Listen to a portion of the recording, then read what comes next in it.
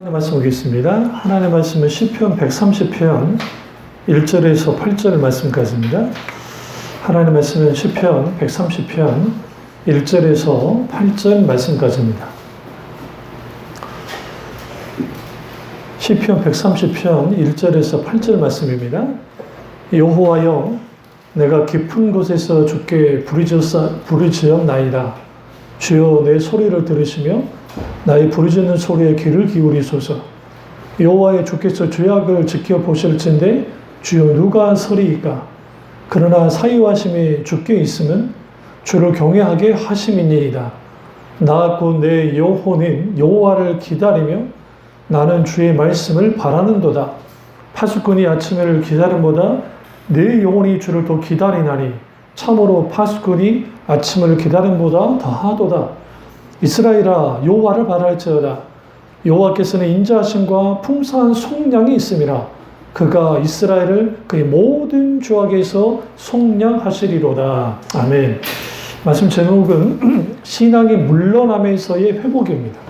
말씀 제목은 신앙의 물러남에서의 회복입니다. 제가 지난주에 신앙의 물러남에 대해서 이제 말씀을 들었습니다.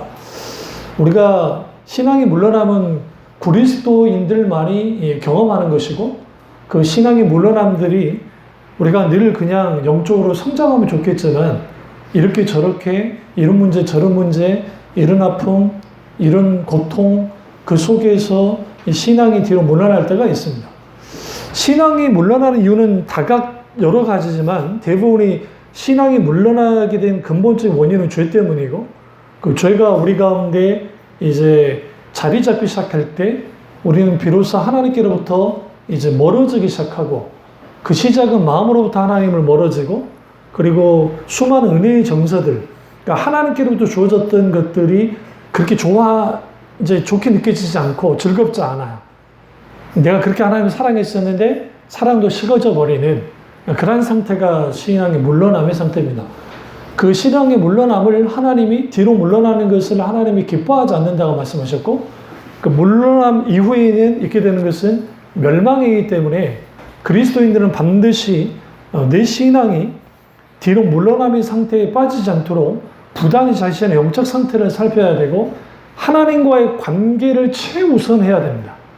그러니까 한 인간이 이 세상에 태어나고 마지막 하나님 품에 가기까지 이 모든 것은 하나님의 구속의 경륜 속에서 모든 것이 이루어집니다. 근데 중요한 문제는 뭐냐면, 우리가 성경에서 하나님의 사람들의 모습들을 보세요. 그럼 각기 그들의 인생을 살아가면서 늘 하나님과의 관계가 좋으면 괜찮은데, 모세도 그랬고 다윗도 그랬고 많은 하나님의 사람들이 연약하고 부족한 인간이라 하나님과의 관계가 좀 삐끗 될 때가 있었습니다. 그럴 때마다 하나님 그분이 이제 은혜를 베풀어 주시지만 인간은 그 뒤로 물러남 속에서 이제 굉장한 큰 고통을 느끼는데, 오늘 이제 왜 우리가 신앙에 물러나면서 회복해야 되는 이유에 대해서 이제 말씀드리려고 하는 거예요. 왜 우리는 회복해야 되는가?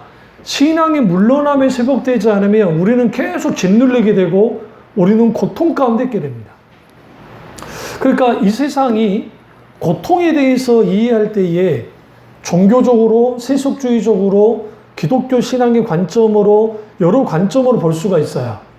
불교는 말 그대로 업보라 해가지고 과거에 내가 뭔가 정말 악한 일을 했으니까 내가 오늘 현실에서 고통을 당한다고 생각하고, 또 하나는 윤회 사상이 거기에 깊이 들어가 있죠. 이슬람은 운명론에 빠져서 신의 뜻 가운데서 이 모든 것이 고통을 받는 것이다. 그러니까 인간은 그냥 그렇게 신의 뜻이니까 받아들이라고 하는, 그렇게 하기도 하고, 세속주의, 이 세상은 고통을 회피합니다. 그러니까 우리가 그 임마누엘 칸트가 자살해 죽고 까미가 자살해 죽고 했던 그 이유가 있어요. 그건 뭐냐면, 인생을 살다 보니까 인간이 그러니까 한 인간뿐만 아니라 많은 사람들이 인생을 살아갈 때에 거기에 당하게 되는 수많은 고통의 문제, 악의 문제, 불합리한 문제, 이걸 해결할 길이 없는 거야. 결국은 인간은 고통 가운데 태어났기 때문에 그 고통에 대해서 벗어나려면 내가 내 생에 대해서 결정을 하고 자살해 죽는 길밖에 없는 거예요. 그러니까 해밍웨이 같은 사람도 자살해 죽어버리고 그런 일들이 왜 벌어지느냐? 고통에 대한 인식은 세상에서 인식이 뭐냐면 고통은 그 자체인 것 뿐이야. 그러니까 고통은 고통일 뿐이야. 큰 의미가 없어요. 그러니까 뭐 행복 전도사다 어쩐다는 사람들이 큰 병이 걸리니까 갑자기 자살에 돌아가셔 버리잖아요. 이해가 안 되잖아요. 왜냐하면 그렇게 행복 전도사처럼 막 하셨는데 남편이 병이 걸리시고 하시더니 두 분이 그냥 자살에 돌아가셨어요. 왜냐하면 그 고통을 벗어나는 길은 죽음밖에 없다고 생각하고 죽음 이후에 하나님의 뭐 심판에 대해서 전혀 생각지 않죠. 그러니까 현대 문명은 고통을 회피하고 과학도 의학도 마찬가지예요. 그러니까 이 고통 문제를 어떻게 해결할까? 해결하고 싶은데 해결이 되지 않는 걸 알아요, 분명하게. 우리가 코로나19가 지금 전 세계를 강타했는데 그 어마어마한 석학들, 그 어마어마한 의학자들, 그 어마어마한 대단한 사람들이 이것에 대해서 쩔쩔매잖아요. 물론 지금 이러한 백신을 만들어내는 것도 대단한 것이긴 하지만 그렇다고 완벽하게 해결했느냐? 해결을 못해요. 인간은 근본적으로 인간의 근본적인 문제를, 근본적 고통의 문제를 해결할 수가 없어요. 마찬가지로 신앙의 물러남 속에 있게 되는 사람들의 특징들은 뭐냐면 내가 하는 인생을 살아가는데 20대의 고민, 30대의 고민, 40대, 50대, 60대, 70대, 80대의 그 고민들을 가지고 살아가요. 그런데 어느 때인가부터 교회가 그 고민에 대해서 해결해 준 적이 없어. 왜? 그런 설교를 해 준 적이 없기 때문에. 20대의 고민과 80대의 고민의 내용은 다를 수 있고 상황은 다를 수 있는데 근원적인 인간의 고민이라는 것으로는 똑같아요. 다시 말하면 우리가 이 땅에 태어난 목적, 하나님이 창조하신 목적과 내가 이 땅에 태어난 목적이 같다 했잖아요. 하나님의 영광을 위해서 주님이 천지 만물을 창조했듯이 한 인간이 하나님의 영광을 위한 삶을 살아가면 그 속에 수많은 고통과 힘들고 어렵고 때로는 죄를 지어서 신앙이 뒤로 물러나는 상태에 빠질 수도 있고 거기에 짓눌러주고 정말 너무너무 고통스럽고 아파할 수 있는 상황이 벌어지긴 해요. 그런데 그럼에도 불구하고 거기에서 우리는 뭐 하냐면 하나님께 대하여 shout 하는 거예요. 뭐 하냐면 shouting, 외치는 거죠. 신음소리를 내는 거죠. 부르짖는 거죠. 거기로부터 고통으로부터 벗어날 수 있는, 벗어난다기보다는 고통을 이기는 그런 놀라운 하나님의 은혜가 시작됩니다. 신앙의 물러남도 마찬가지예요. 신앙의 물러남의 상태 가운데 있게 되어지면 하나님께로부터 받았던 수많은 은혜가 땅에 떨어지기 시작하기 때문에 거기에서 이제 인간적인 것들, 내가 비록 교회를 다니고 신앙생활을 하고 과거에 큰 은혜를 받긴 했지만 그것은 과거의 추억에 끝나버리고 그러다 보니까 이제는 나이가 들면 여기저기 아파오고 또 어떤 경제적인 거, 인간관계적인 거, 기타 여러 가지가 우리 힘들고 어렵게 만들거든요. 그러면 그것에 우리가 눌려있게 되어지면 그게 감당이 안 되는 거야. 그 감당이 안 되는 속에서 내가 신앙생활을 하긴 하는데 그러니까 그것에 대해서 사탕발림으로 나온 게 뭐냐면 이 말 그대로 천박한 소위 세속화되어진 교회, 그러니까 세속화는 또 하나의 신앙 체계예요. 그런데 이 세속화된 신앙 체계 속에는 너희가 예수님 믿고 기도하고 신앙생활 잘하면 모든 고난의 문제, 모든 질병의 문제를 해결할 수 있어 라고 가르칩니다. 그래서 예수 믿으면 복 받고 예수 믿으면 문제 해결하고 예수 믿으면 모든 걸 다 될 수 있다고 가르칩니다.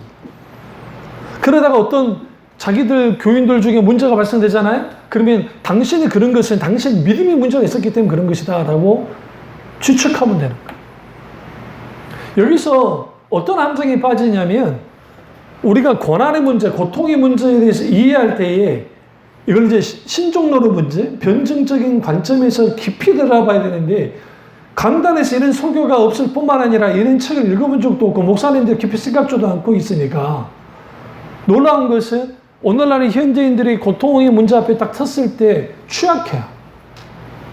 과거의 사람들보다. 그 이유가 있어요. 그 이유는 뭐냐면 뭐 권사님 시대나 권사님 이전 세대 분들 집안에 몇 명씩은 죽잖아요.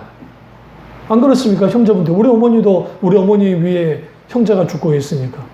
그러니까 그거 뭐냐면, 집안마다 누군가는 다 자라기 전에 죽는 거가 우리나라도 허다했고, 뭐 중세는 말할 것도 없고. 그러니까 그 고통의 심화 속에서 사람들이 그걸 경험을 했단 말이에요.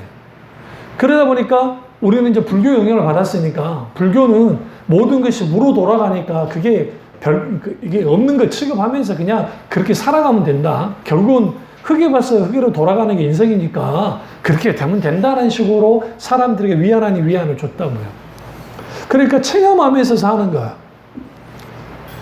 그러니까 신앙의 그 물러남은 어떤 심각한 문제를 발생시키냐면, 한번 거기에 영적으로 물러나게 되어지고 침체되어지면 그 침체로부터 벗어나는 게 쉽지가 않아요. 그러니까 그 영적인 침체로부터 딱 벗어나야 되는데 이게 쉽지 않고, 그러다 보니까 거기로부터 뭐가 되냐면 계속적으로 영적으로 짓눌리고 갈등하고 거기에 소위 말하는 자유함이 없이 신앙생활을 하게 되어집니다. 이 부분을 오늘 다룰 거예요. 그래서 우리 시편 130편은 시인이 이제 성전으로 올라가는 노래라는 게 뭐냐면, 예루살렘 성전으로 하나님께 제사를 드리러 올라갈 때 부른 노래예요. 근데 우리가 그 시편의 모든 성경은 똑같은 가치를 갖고 있고 정말 다 귀중하긴 하지만, 시편 중에, 그러니까 시편의 꽃이라고 하는 시편 23장, 그 여호와의 나의 목자인 내게 부족함이 없으려고 하는 그 시편과, 그리고 이 성전으로 올라가는 노래라고 하는 시편들이 굉장한 중요한 의미를 가져요. 그런데 그 시편 기자의 상태가, 여호와여 내가 깊은 곳에서 주께 부르짖었나이다 1절에 나오잖아요. 깊은 곳에서 주께 부르짖었나이다는 게 무슨 말이냐면 아주 심연의 고통 가운데 내가 있는 거예요. 거기서 부르짖은 거예요. 그렇다고 한다면 우리가 신앙이 물러나면서 회복하려면 첫째로 하나님께 부르짖어야 됩니다. 하나님께 부르짖을 때 울면서 부르짖어야 돼요. 일부러 질질 짜라는 게 아닙니다.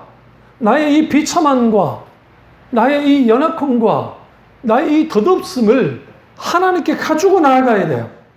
그러니까 우리가 하나님 앞에 이렇게 부르짖을 때에, 주님 내가 지금 이런 상태에 있고 이렇게까지 무너져 버렸고 이렇게까지 다 되어버렸습니다 라고 하는 거예요. 그렇다고 한다면 탕자가 완전히 무너진 상태에서 먼 나라에 있을 때에 그가 생각했던 것은 아버지께로 돌아가면 그나마 품꾼의 하나로 써주실 테니까 나는 아버지께로 돌아갈 거야 라고 하는, 맞습니다. 신자가 신앙이 뒤로 물러날 때에는 마음으로부터 하나님께로부터 물러난다 했잖아요. 마음으로부터 하나님께 대한 물러나면 거기에 하나님을 사랑했던 마음들, 하나님에 대한 기대감, 하나님께부터 주어진 놀라운 은혜에 대한 감각들이 툭툭툭 떨어져요. 느슨해져요. 막혀버려요. 그러니까 그렇게 되어지다 보면 거기에서 무슨 일이 벌어지냐면, 그렇게 되어지니까 영혼이 곤고한 상태에 빠지고, 영혼의 이러한 곤고한 상태가 우리로 하여금 숨을 꽉 막히게 만들어요. 숨이 막혀버리는 거예요. 그러니까 숨이 막히니까 여기 중요한 거는, 처음 신앙이 물러남의 상태에 있을 때에는 나쁘지 않아요. 그러니까 왜 나쁘지 않냐면 하나님께부터 서서히 멀어지기 시작하면 하나님을 대신해서 사랑하는 것들이 생긴다 했잖아요. 그래서 세상 것들이 좋아지고 세상 노래도 좋아지고 뭐도 좋아지고 막 좋아져요. 그러니까 그 기쁨을 누려요. 이제 하나님과 다른 기쁨을 누려요. 그런데 교회 올 때마다 갈등을 하죠.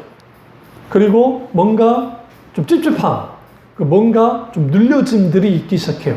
그리고 그 눌려짐이 무엇으로 연결되기 시작하냐면, 그 눌려짐의 한 걸음 더 나아가서 이제는 급격하게 내가 세상 사람도 아니고 그렇다고 해서 그리스도인도 아니고 아주 애매모호한 상태에 빠져버리는 거야. 그러니까 그런 애매모호한 상태에 딱 빠지게 되면 거기에서 사람들은 깊은 고통을 느끼기 시작합니다. 그 고통을 느끼면서 하나님께로 돌아오려고, 탕자처럼 돌아오려고 하면 괜찮아요. 근데 문제가 있어요. 하나님께로 돌아오려고 하지 않고 오히려 어떤 상태에 빠지냐면 그냥 세상으로 나가버린 사람도 있단 말이죠. 그 사람들은 후에 어떻게든 하나님이 구원받은 백성이라면 하나님이 부르시겠지만, 그러나 어쨌든 그렇게 상태에 빠지면 그냥 심각한 문제가 발생됩니다. 그런데 문제는 뭐냐면 지금 내가 하나님께로 이제 내가 좀 뭔가 돌아오고 싶어. 뭔가 내가 이제 회복하고는 싶기는 해. 그런데 그 회복하고는 싶은데 안 돼요. 안 되는 거야. 그러니까 아주 오랫동안, 저도 교회를 떠나본 적이 없는 사람이니까 오랫동안 하나님을 믿고 신앙생활을 했는데, 그런데 그 신앙생활이라는 게 겉보기로는 오랫동안 신앙생활하면서 큰 기복 없이 신앙생활 잘하는 것 같아. 근데 교회는 왔다 갔다 해. 근데 어떤 변화도 없어. 어떤 가치관의 생각도 변한 적이 없고, 영적으로 성장은 고사하고, 그냥 크리스찬이라는 이름만 가지고 그렇게 신앙생활이 생각보다 많다는 거죠. 그러면 적당하게 이제는 내가 가장을 하든지 아니면 철저하게 내가 뭐가 되냐면 세속적 크리스찬 표현은 좀 웃기지만 세속적 크리스찬이 되는 거예요. 그래서 세속적 크리스찬이 되어지면 내가 영적으로 신앙이 뒤로 물러난 것에 대해서 지난주 말씀드렸죠? 무감각하고 무능력해지고 분별력이 없기 때문에 문제가 되지 않아요. 그러니까 우리가 고장난 변기, 김나지 목사님 책 가운데 그 챕터 안에 이제 고장난 변기가 처음에는 불편했지만 계속 익숙해지면 불편해지지 않듯이 내 신앙에 병들었는데 처음에는 그 병든 알기 시작했는데, 그런데 이 영적으로 병든 것이 이후에는 별로 그렇게 문제가 되지 않아요. 왜? 영적으로 완전히 짓눌러져 있기 때문에. 그러면 그 상태에 있으면서 그나마 나는 이러면 안 될 것 같아. 나는 영적으로 빨리 이제 일으켜져야 돼. 나는 빨리 돌이켜야 돼. 라고 생각이라도 하면 그나마 괜찮아요. 그런 사람들은. 그런데 그렇게 하고 싶어도 안 돼요. 안 되니까 무슨 일을 하냐. 신천지나 이단이 사사라적 꿰면 거기에 넘어가기도 하고, 아니면 극단적인 소위 말하는 은사주의자들. 그러니까 강한 은사주의자들 속에 있으면 거기 하나님이 살아계신 것 같으니까. 거기에 사람이 이끌려 버리기도 합니다. 여기서 이제 문제가 되죠. 어떤 심각한 문제가 발생되어지냐면 그 속에서 이제 내가 하나님께 부르짖어서 하나님께 나오고 싶은데 부르짖음이 안 돼요. 기도가 안 나와요. 여러분, 우리의 고통이 커서 기도가 안 나올 때도 있고 문제가 커서 기도가 안 나올 때도 있지만 신앙에 이렇게 뒤로 물러남이 심하면 심할수록 하나님을 찾기가 쉽지 않아요. 그러니까 우리가 내 마음이 고통스러울수록 참 명심하셔야 돼요. 우리가 인생 살 때 정말 명심할 게 뭐냐면 우리 아주 정말 심연의 고통 가운데 어느 깊은 곳에서 죽게 부르짖은 나 있잖아요. 우리가 정말 좀 밑바닥 아니 그 지하 깊숙한 곳에 내가 부르짖을 수 있어야 돼요.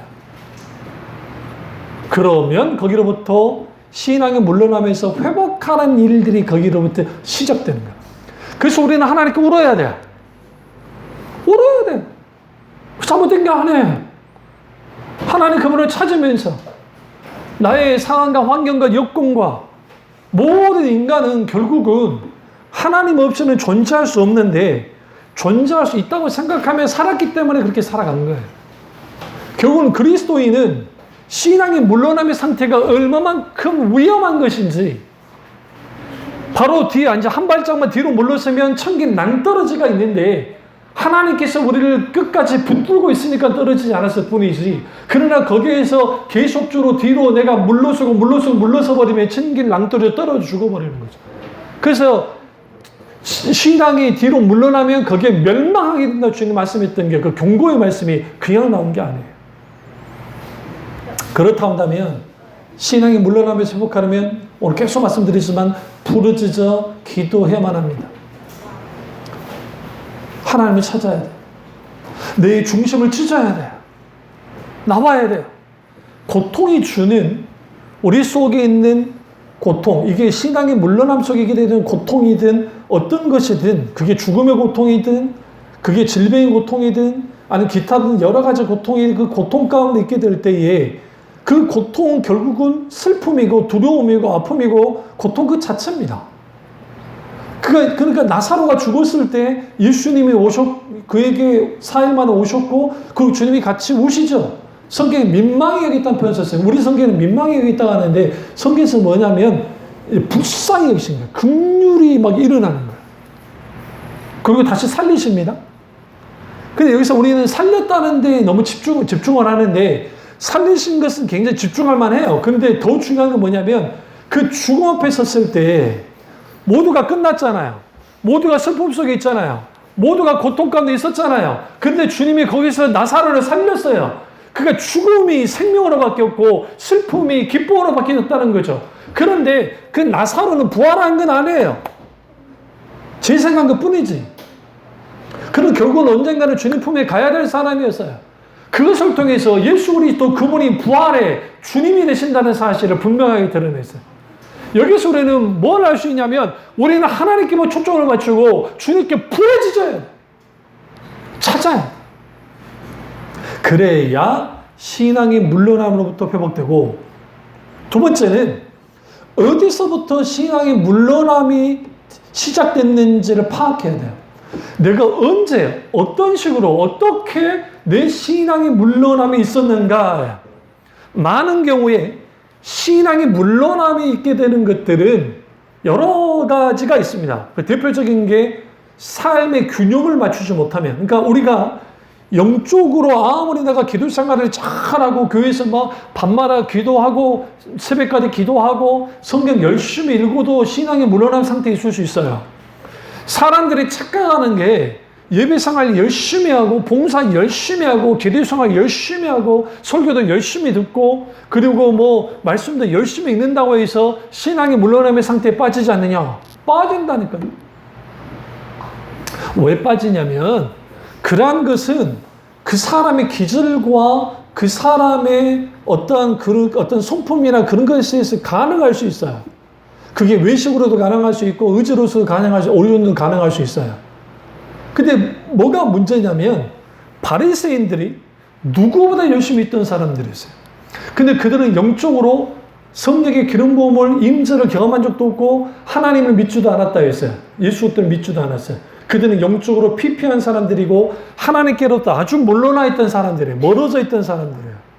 그러니까 신앙의 물러남이 왜 심각하냐면 신앙의 물러남 속에서 물러남이 있게 되어지면 하나님께로부터 멀어지기 때문에요. 하나님께로부터 멀어지기 시작하면 수많은 원수의 공격은 당연히 있는 겁니다. 자, 지난주에 말씀드렸죠? 사자들이 극한 배고픔 가운데 있게 되어지면 코끼리를 공격하는데 그 코끼리를 공격해서 사자가 무사할 리가 쉽지 않아요. 그럼에도 불구하고 사자들이 거기 밟혀 죽더라도 공격해요. 근데 공격을 하는데 수컷코끼리 공격할 수 있나요? 절대로 불가능합니다. 유인하는 거야. 그러니까 수컷코끼리가 막 싸우고 있고 막 싸우고 있으면 거기에 몸이 작거나 새끼들이 있으면 그 새끼들을 반드시 뭐 합니까? 멀리 떨어지게 하고 그때 잡아먹는 것처럼 원수는 할 수 있는 한 하나님께로부터 가까이 있지 못하는 사람들, 신앙의 뒤로 물러남에 있는 사람들을 어떻게 만들어 놓냐면 철저하게 그들을 어떻게 무감각하게, 무능력하게 그러니까 살아있는 것 같은데 죽은 것 같은 상태로 만들어 놔요. 스크래프 테이프의 편지라는 책이죠. C.S. 루이스의 책이에요. 근데 이게 우리 아들도 그걸 사다 놨더라고요. 근데 저도 그 책을 샀었는데 그 책이 뭐냐면 사탄이에요. 스크루테이프라고 하는 사탄이 있는데 그 사탄이 편지를 보내는 거야. 그 소설인데 아주 재밌어요. 근데 거기에서 이제 막 보고 올라오는 거야, 사탄에게. 귀신 쫄개들이 와가지고 대빵님, 사탄이 기독교인들이 있는데 그것들을 그냥 핍박을 하고 칼로 죽이고 짐승한테 던져왔습니다. 라고 하니까 막 불같이 화를 내는 거예요. 막 사탄이. 야, 이 멍청한 놈아. 그러면 그럴수록 저것들은 더 신앙이 더 강해지는 거 모르냐, 이 바보 놈아. 막 그래버리는 거예요. 그러니까 이제 뭐 머리를 극적이면서 아유, 그래, 머리 잘못했나? 그거 잘못한 거 아닌 것 같은데. 그래서 또 하나 거짓 가르침을 몰래 접어해가지고 거리 가르침을 다 줘요. 너 잘하겠는데 그걸로는 안 돼. 그걸로는 안 돼.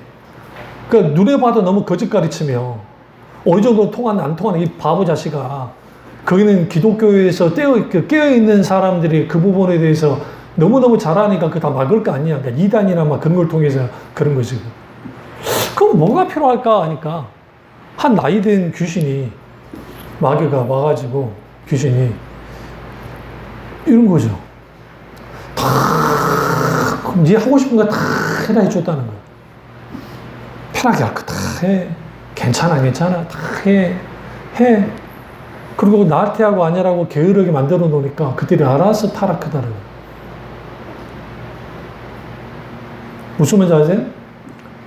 신앙이 뒤로 물러나면 특별한 뭡니까? 우리가 근신하여 깨어 기도하지 않는 모든 그리스도인들은 다 똑같이 생겨요.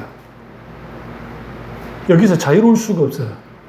그래서 구약이든 신약이든 하나님의 사람들은 근신하여 깨어 기도했던 사람들, 그러니까 하나님께 깨어 있어야 신앙의 물러남이 일어나지 않아요. 우리도 다 그럴 수 있어요. 요즘에 코로나19이기 때문에 코로나 때는 더 해요. 예배당에 모여서 예배 드릴 수 있는 처자가 되지 않아요. 응? 제가 어저께 채널을 돌리다가 소강수 목사님 세이동교회 예배 실황을 잠깐 이제 듣는데 마지막 목사님이 이제 기도하시고 설교하시다가 찬양하시고 난 다음에 뒤도시더니 장로님 한 분이 권사님은 정말 열정적으로 찬양 부르시는데 장로님 한 분이 좀 덜 하셨나 보니까 우리 장로님 저기 뜨겁지 않으시는가 봐요? 그리고 우스갯소리하면서 넘어가셨거든요. 그렇게 다 축도하고 끝냈는데 이제 소왕성 목사님이 좀 우스갯소리 잘 해요. 그렇게. 근데 그 말은 무슨 말이냐면 그 장로님 뭐 그러겠어요. 근데 이제 우리가 현장에서 예배 드리는 것과 아무래도 집에서 예배 드리는 게 좀 차이가 있죠. 없겠어요? 근데 그것을 떠나서 그거와 상관없이 우리가 하나님과의 관계, 근데 그 관계를 잘 가져야 되는데 내가 어디에서 미끄러졌는지, 어디에서 신앙의 물러남이 있었는지를 잘 들여다봐야 돼. 우리가 너무 영적으로 성공해도 넘어집니다. 너무 바쁘게 살아도 그렇고요. 어떤 큰 문제가 생겨서 그러니까 우리가 이런 사람들 있죠. 어떤 예기치 않은 권한을 받으면 하나님께 원망 불평하는 사람들이 있어요. 하나님께 원망 불평하는 사람들의 특징이 뭐냐면 하나님에 대해서 오해를 하는 거예요. 어떤 오해를 하냐면 자기는 나름대로 하나님을 잘 믿었는데 왜 이런 고난과 역경과 문제와 시험이 닥치냐는 거죠. 우리가 그럴 수 있어요. 그러니까 우리가 시편의 타원 시들이 다 그런 것처럼 느껴져요. 하나님 왜 나를 이렇게 고통스럽게 하시면 왜 내가 이런 문제를 발생돼요? 왜 대적이 나를 이렇게 치는 겁니까? 마치 따지듯이 죽게 나오기는 해요.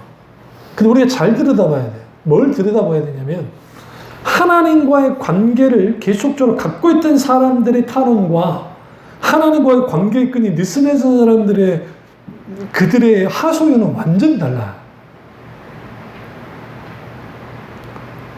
그래서 반드시 뭐 해야 돼요? 내 원점으로 돌아가서 회개해야 돼요.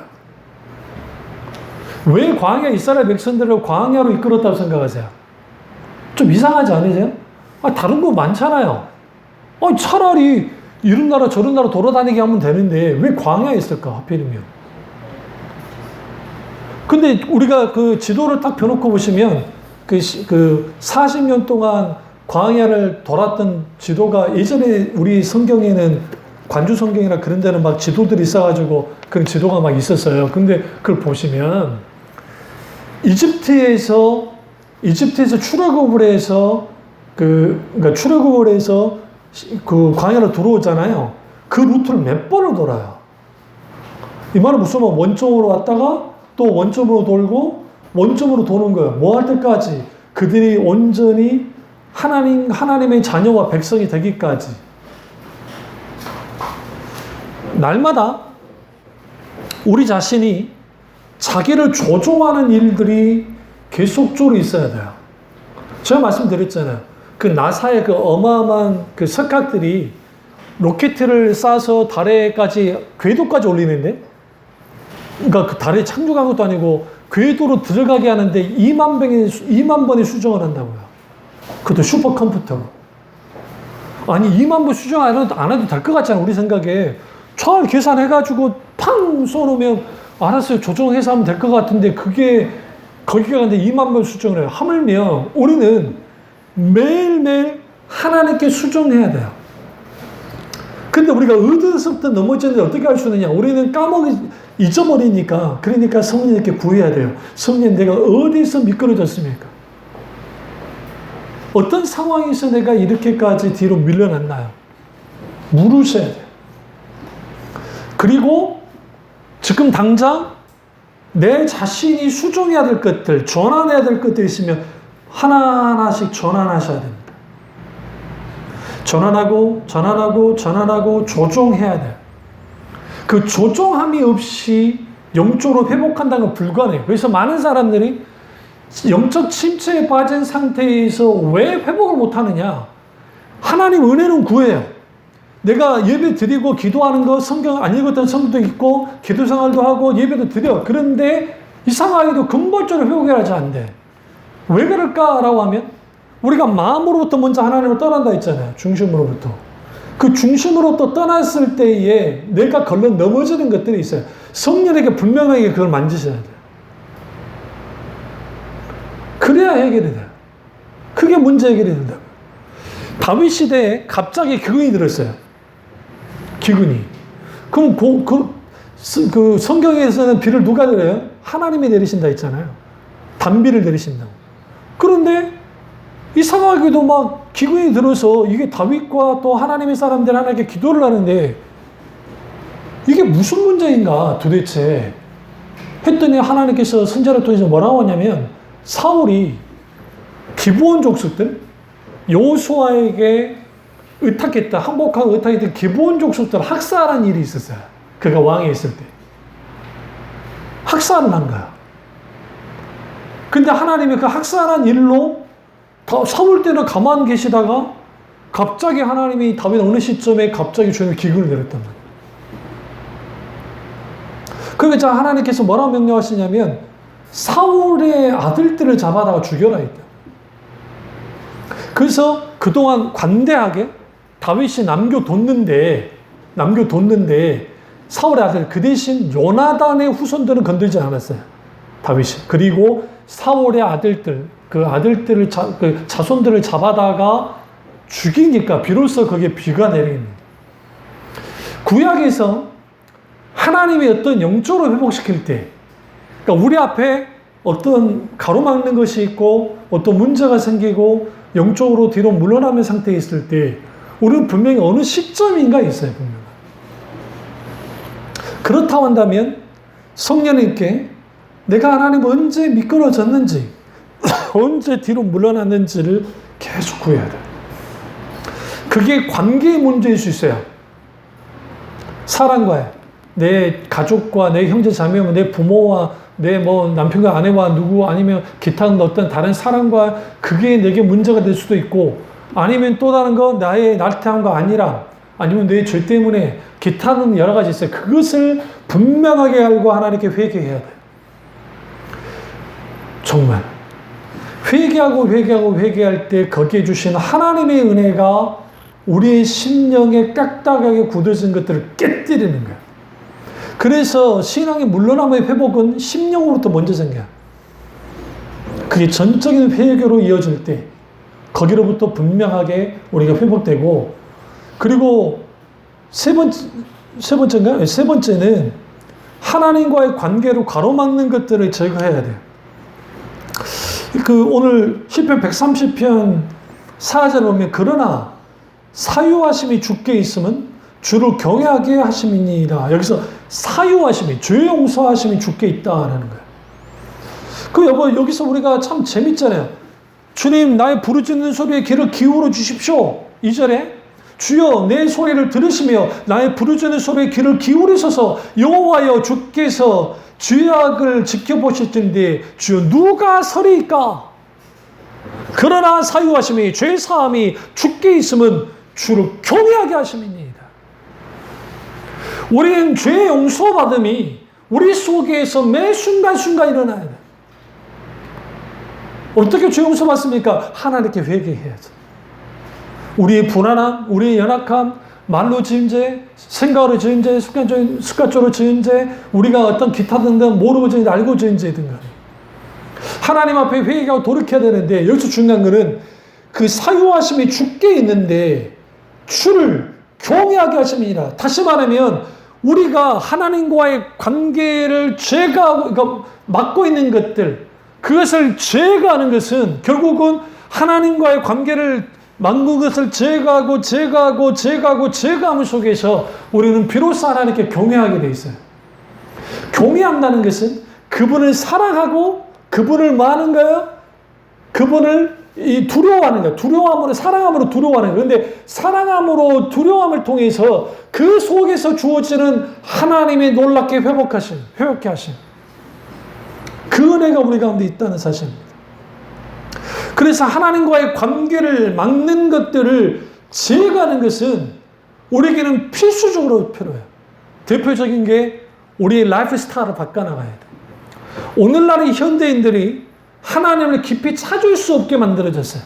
그 대표적인 스마트폰과 그 대표적인 매스미디어의 발전과 그리고 우리 속에 있는 모든 것들. 그 오늘날에 그래서 책이 안 팔려요. 이게 전 세계적으로 일어나는 게. 책이 안 팔려요. 대학생 아이들의 문장력이, 이런 말씀 드리면 좀 죄송한데, 이 아이들이 리포트를 쓸 거잖아요. 짜집기는 잘하는데 자기 주장을 하는 것을 못하는 애들이 생각보다 많다는 거예요. 그러니까 수능 공부 자체가 원래 그런 걸 잘하라고 수능 시험이 있는 것인데, 스킬을 배워가지고 글 쓰는 스킬, 뭐 어떤 스킬을 배우긴 했는데 막상 자기 주장을 할 수 있는 게 못해. 왜 그러냐면 아이들이 다른 분도 신문 사설을 읽어본 적이 없어요. 그러면 어떤 글에 익숙해져 있느냐? 아이들이 스마트폰에 나와 있는 정보 있죠. 거기 잘 읽어보세요. 거기에 뭡니까? 언제, 어느 때, 어떻게, 무엇을 어떻게, 육하 원칙이 있습니까? 기승 전결이 잘 전개되는가요? 그리고 그 내용 속에서 진정으로 가져다 준 것도 있습니까?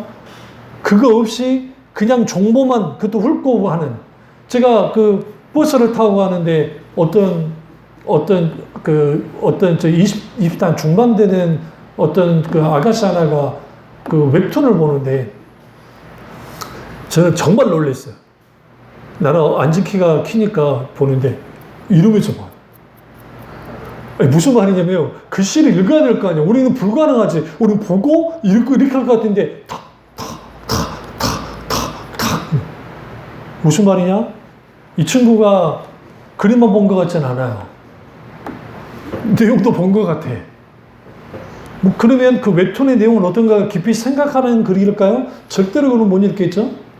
그러니까 사람들이 오늘날의 언어로서 잘 트렌드에 맞는 대사라든지 그림에 글을 해가지고 하니까 거기서 익숙한 친구들이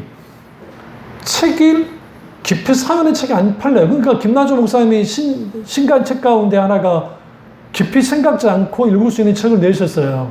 그것도 기독교 출판사에서 낸 게 아니라 일반 출판사에서 책을 내셨고 나름 잘 팔리셨다고요. 그래서 인터뷰하신 걸 잠깐 들었는데 오늘날의 세대가 그런 세대가 돼버렸다는 거예요. 근데 왜 이렇게 썼습니까? 가슴 따뜻함. 그러니까 이 시대에 하나님이 주시는 가슴 따뜻함을 좀 책에서라도 좀 온기를 느껴봤으면 좋겠다고 하면서 이제 하신 거죠. 마찬가지예요. 하나님과 관계를 가로막는 것들이 우리의 분산되어진 것들, 여러 가지 복잡한 삶들, 이런 그런 것들. 그러니까 레포츠 할 거 다 하고 취미생활 할 거 다 하면서 신앙생활 하겠다는 사람들은 대단한 사람들이에요. 목사님들에게서 금지해야 할 게 있어요. 그게 뭐냐면 바둑에 미치면 안 돼요, 목사님이. 말씀드렸죠? 또 하나 낚시에 미치시면 안 돼요. 그래서 실제로 내 선배 목사님들이 교인들이 찌러 보이더라는 거잖아요. 바둑 알로 보이더래, 사람들이. 그래서 내 선배 목사님들이 그거 깨닫고 그 엄청난 비싼 거, 그 당시 50 얼마짜리 벼락 맞은 나무로 만든 바둑판 있죠? 그 당시 50몇만 원인가, 그게 90도 초니까 엄청나 비싼 거죠. 근데 그거를 도쿄로 가져다가 막 찍어버렸다죠. 하나님께 회개하면서, 응응하면서. 왜? 바둑 두느라고 수요예배에 빠져버렸어. 목사가. 9시에 알았다, 9시. 오늘 예배는. 왔더니 장로님도 난리가 나고, 권사님도 난리가 나고, 사모님이 더 난리가 나고, 그 당시에는 또 스마트폰도 없잖아요. 이거는 목사님이 사고 났다. 뭔가 큰일이 났다. 사실대로 말하고, 다 가시고 난 다음에 교회에서 우는데, 처음에는 눈물도 안 나더래, 어이가 없어가지고. 근데 마음속에서, 네가 목사냐? 하나님 앞에 회개하고 돌이키고, 울고, 그리고 주일날에 공개적으로 제가 이랬습니다. 사과하고, 목사님이. 다시는 내가 흰 돌과 검은 돌을 짚지 않겠다고. 우리 속에 우리가 하나님과의 관계에서 가로막는 것들은 삶이든 아니면 기타 등등 하나님과 관계 속에서 나타나고 안일함, 게으름이 이런 것들을 다 제거시켜 나가요. 그리고 하나님과 관계를 깊이 가질 수 있는 것들을 해야 돼요. 그 중에 가장 대표적인 게 매일매일 하루하루 하나님을 묵상하셔야 돼요. 그걸 찾으세요, 하나님. 너무 기가 막힌 일을 당했을 때도 하나님 맞아요. 찾으세요. 기쁜 일 있을 때도 하나님 감사합니다. 우리 왜 식사기도 왜 하나요? 습관이니까. 솔직히 말해보세요. 여러분 중에 식사기도 까먹고 드신 적 있죠? 후에 생각나고 기도한 적 있죠? 그래도 후에 생각나서 입에다 씹는 다니다가 기도한 것도 그만해도 괜찮아. 근데 내가 밥 다 먹고 나서 입가심까지 했는데, 양치까지 했는데 기도했어요. 내가 기도 안 했구나. 식사 기도를 하면서까지도 기도하라는 이유가 뭐냐면, 일용한 양 주셨으니까 감사합니다는 의미도 있고, 또 하나는 하루에 하나님을 그렇게라도 찾자는 거야. 우리가 언제 찾겠어요? 주님. 그렇게 하나님을 찾아 나갈 때 우리의 관계를 가로막는 것들을 제거해요. 그 대표적인 게 그 관계, 그러니까 우리 그 관계의 문제, 그러니까 사랑과 혐의가 있는 것들, 인간관계 문제가 틀어지고 했던 그런 것들을 빨리 우리 가족들과의 뭐든 빨리 풀어나가야 돼. 그리고 하나님께서 주시는 그 놀라운 용서의 그 긍휼의 마음들이 우리는 부어지기 시작할 때 우리 마음으로부터 막기 시작하느냐, 이제 회복이 되고, 마지막으로 네 번째는 마음을 새롭게 해야 됩니다. 시편 119편 25절에 보면 내 영혼이 진토에 붙어싸우니 주의 말씀대로 나를 소성케 하소서라고 시편 기자가 이제 말합니다. 여기서 진토는 먼지를 뜻해요. 내 영혼이 먼지에 붙었다는 게 무슨 말이야? 이게 아주 심각한 상태에 빠져 있는 거야. 혹은 진흙에 붙었다는 말도 하는데, 이게 뭐냐면 가장 가치 없고 하찮은 존재가 내가 돼버렸다는 거죠. 그런데 영혼은 고귀한데 그게 붙어버렸다는 거야. 무너져 버린 거죠. 근데 주님의 말씀대로 나를 소성케 하소서.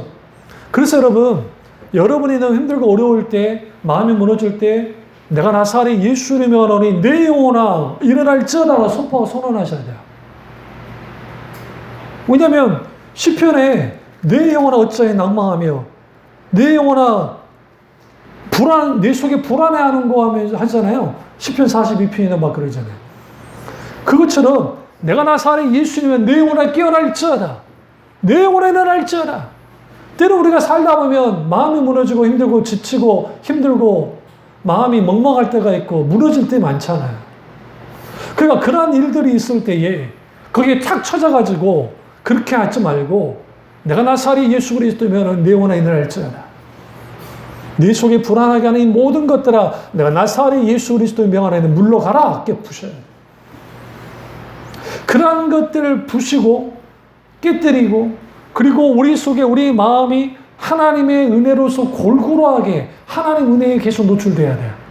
거기에 뭐가 살아나야 되느냐? 하나님을 향한 찬양, 하나님을 향한 기도, 하나님께서 주어지는 말씀들, 이러한 것들이 우리 속에서 넘쳐나야 돼요.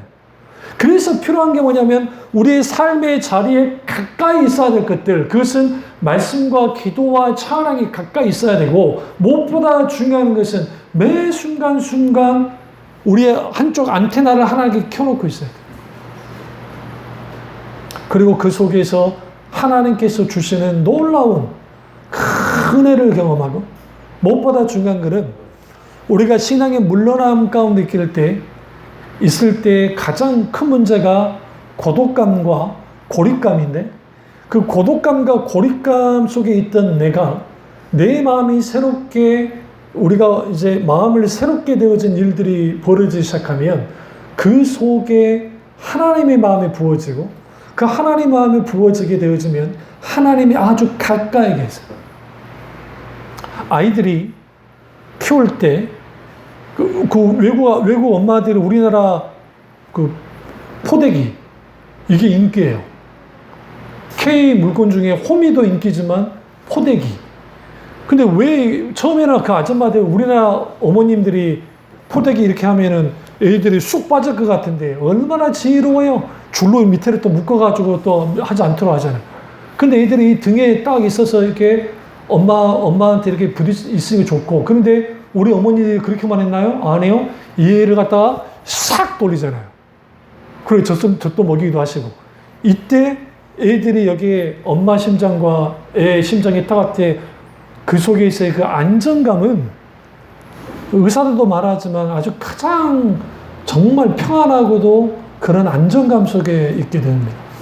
마찬가지로 하나님의 품에 안기듯이 안겨있는 상태가 어떻게 되느냐, 하나님과 가까워지고 그 속에 하나님의 기름 부음과 임재와 우리의 삶 속에, 그러니까 우리는 살면서 모든 사람은 고통으로부터 자유로울 수 없어요. 그런데 그 고통 가운데 계시는 하나님, 그러니까 예수 그리스도 그분, 십자가에서 고통받는 그 주님, 근데 그 주님이 멀리서 그냥 그랬어, 교리에서 성경에서 그랬어가 아니라 실제로 내게 찾아오셔서 실제로 내게 은혜 베푸기 시작하실 때, 내 마음속에 있는 두려움과 고통과 아픔과 슬픔과 눌림들로부터 차츰차츰 이게 어떻게 밀려나기 시작하면서 하나님이 주시는 기쁨, 하나님이 주시는 평안, 하나님이 주시는 놀라운 그 하나님의 마음, 긍휼의 마음, 그 마음이 자리 잡기 시작할 때 마음으로부터 떠났던 우리, 잘 들으세요, 인간이 하나님께로부터 마음으로 떠나면 우주보다도 더 멀리 떨어지게 돼 있어요. 우주의 공간보다도 멀리 떨어진다. 그래서 그 마음이 하나님께로 맞닿을 때 우리 속에 있는 영적인 것들이 차츰 회복되기 시작합니다. 물론 거기에는 여러 가지 부침이 있긴 하지만 지속적으로 하나님 얼굴을 구하고 하나님 그분만을 찾아나갈 때, 친밀한 교제를 나눌 때 거기로부터 신앙의 물러남으로부터 회복됩니다. 이 은혜가 저와 여러분 있기를 주님으로 축원합니다. 기도하겠습니다. 사랑의 주 역사주 오늘 주 우리와 함께 하시고 오늘 이 말씀이 나의 말씀 되기 원합니다.